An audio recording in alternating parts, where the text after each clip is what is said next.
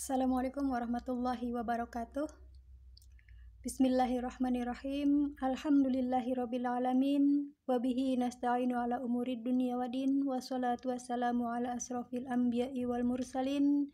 Wa ala sayyidina Muhammadin wa ala alihi wa sahbihi wa dzurriyyatihi wa atba'ihi ajma'in. Amma ba'du. Dengan channel Tukang Kebun dan Kucing yang setia di sini, marilah kita di kesempatan yang kali ini membahas mengenai chemtrail dan ilham wasiat pesan amalan. Bahasan kali ini merupakan bahasan yang diilhamkan dikarenakan kondisi dan keluhan dari lingkungan sekitar, sehingga Allah mengilhamkan kepada saya sekaligus memberikan wasiat agar ilham tersebut disampaikan kepada khalayak sekalian. Adapun pelaksanaannya atau pengamalannya dikembalikan kepada kita masing-masing. Silahkan bagi yang mau mengamalkan, yang mau melaksanakan, dipersilahkan. Bagi yang tidak pun tidak mengapa. Akan tetapi apabila ada pihak-pihak yang merasakan gejala-gejala yang seperti yang saya sampaikan nanti, mohon kiranya agar sahabat sekalian yang telah menyimak dan memahami apa yang saya sampaikan di konten ini bisa berbagi kepada pihak lain dengan gejala-gejala tersebut. Sebelum saya mendapatkan ilham, di mana ilham tersebut tepatnya datang hari Sabtu sore Ahad kemarin, belum lama ini, 5-6 hari yang lalu berarti kurang lebihnya, saya mendengar berbagai macam keluhan dan juga informasi-informasi lainnya yang beredar di masyarakat, yaitu mengenai kondisi badan yang katanya ngilu-ngilu, capek, lelah, pusing, dan seperti tidak berkonsentrasi, seperti kurang ingatan, serta lain-lain keluhan. Itu keluhan utamanya seperti yang saya sampaikan tadi. Mungkin ada keluhan-keluhan pengiring yang bisa jadi berbeda antara satu individu dengan individu yang lainnya.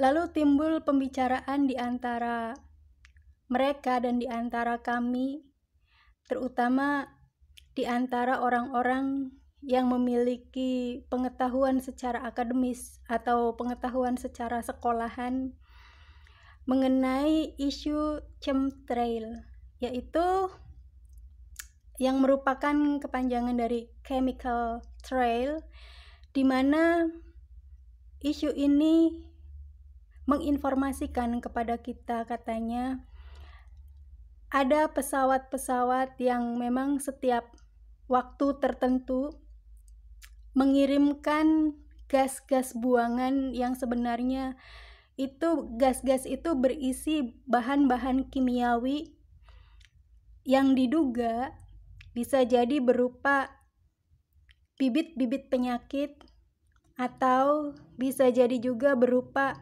bahan-bahan kimiawi yang bisa menimbulkan gejala-gejala sakit secara fisik kepada manusia atau mungkin makhluk hidup lainnya yang menghirup udara bebas dari udara yang telah tercemari oleh jejak dari chemtrail tadi. Menurut saya hal demikian itu bisa jadi terjadi, benar-benar terjadi dan masuk akal. Akan tetapi kita sebaiknya menyerahkan tentang hal-hal yang sebenarnya kepada pengetahuan Allah semata. Namun demikian, kita sebagai manusia harus memiliki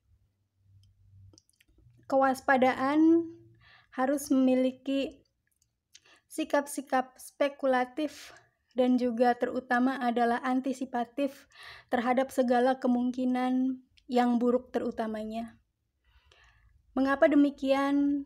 Karena belakangan ini tidak ada pihak manapun yang mau peduli terhadap kita, terutama pihak-pihak yang harusnya berwenang terhadap kepedulian masyarakat luas. Maka dengan demikian kita sendirilah harus peduli terhadap diri kita.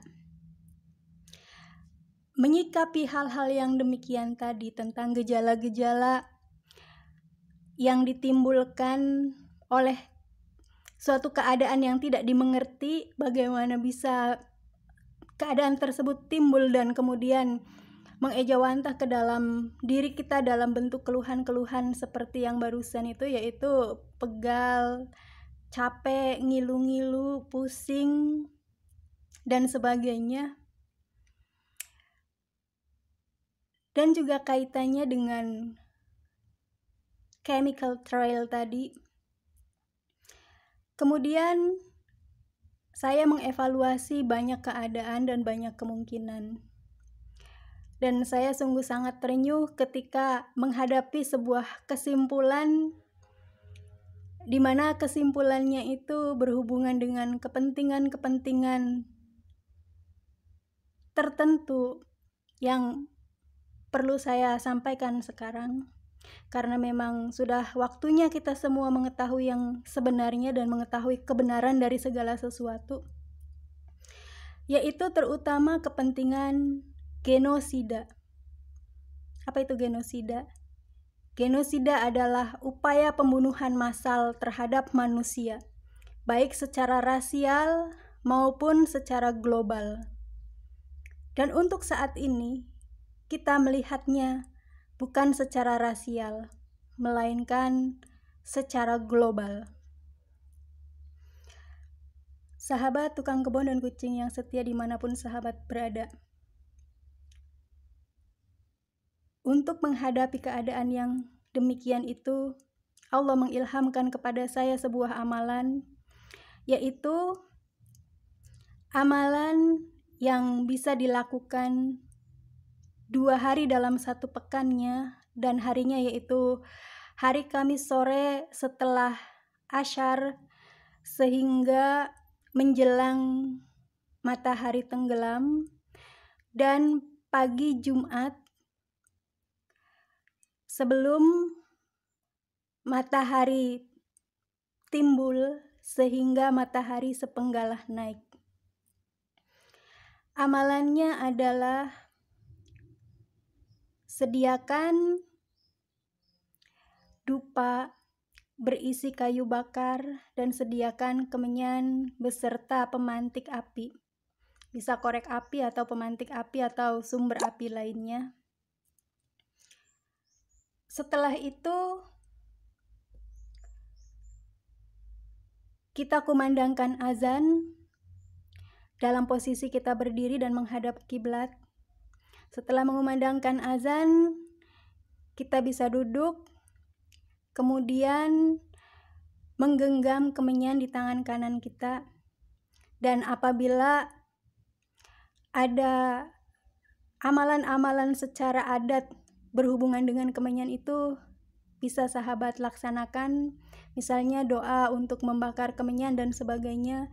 Setelah itu bakarlah kemenyan, atau minimal kalau tidak ada doa untuk membakar kemenyan, kita bacakan sholawat 3 kali, lalu dihembuskan, lalu bakarlah kemenyan. Maksud saya buat perapian sebelum untuk membakar kemenyan. Setelah perapian jadi, lalu bakarlah kemenyan. Setelah itu, setelah pedupaan tadi mengepulkan asapnya, kita baca Al-Quran, yaitu surat Al-Kahfi ayat 1 sampai dengan 10. Setelah itu selesai, ditutup, dan kemenyan silahkan diedarkan ke wilayah-wilayah di dalam rumah ataupun sekitar rumah. Asapnya diedarkan. Itu dilakukan pada hari Kamis setelah Asar sampai dengan menjelang maghrib, dan hari Jumat pagi sebelum matahari terbit sehingga matahari sepenggalah naik. Sahabat, insya Allah saya sendiri mulai nanti sore akan melaksanakan amalan yang